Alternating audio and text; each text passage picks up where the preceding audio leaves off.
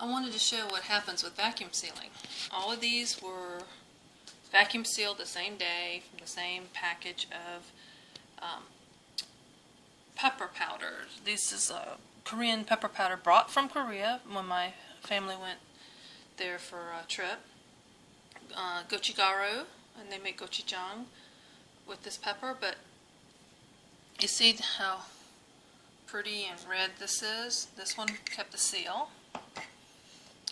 I'm not sure when this one lost its seal, but you know, the lid pops back up. I just pushed it down, and it's not so pretty. I'm not sure about the flavor, but it's not going to give kimchi. If I made kimchi with this, it's not going to be very red looking compared to using that. And this one had lost its seal more recently. And those are the only two that I lost. I did over a dozen pint jars, and I'm just going to give these to the chickens. Just let them have it as a treat, dewormer type thing, because it just isn't appealing. But vacuum sealing, this is over 2 years, maybe even up to 4 years ago. I have vacuum sealed stuff from over 5 years ago.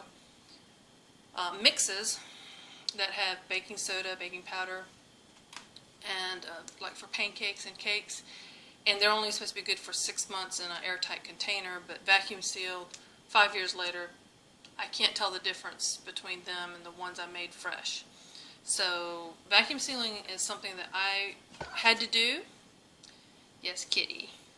Vacuum sealing was something I had to do because we got infested with pantry moths, and I do use the rings after I vacuum seal them. I put the rings back on them in case, like this, where the seal broke, bugs still can't get in there. And I don't know how much moisture, if any, has gotten into that jar since that seal broke.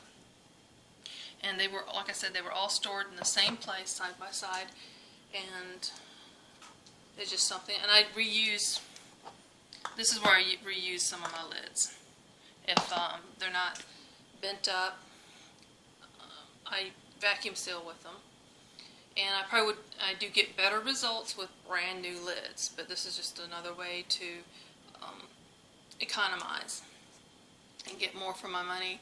Yes, I lost that, sort of. I could probably still use that in a mix easily, but I would prefer, since I still have plenty of the good ones, I'll use the good ones for my family, and the animals will get the leftovers, the stuff that didn't stay sealed and nice and pretty. But I am definitely, can't say enough good about vacuum sealing in jars. I have not had good results in bags, but I hadn't really played with that as much because I don't reuse the bags. So I have plenty of jars, and for now. But now that I have a separate area to actually start canning, and it's gotten cooler again, I'll be canning more this year, I hope, than ever before.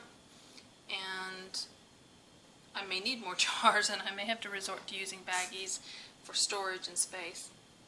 But anyway, just wanted to show what happens and how long something can be kept.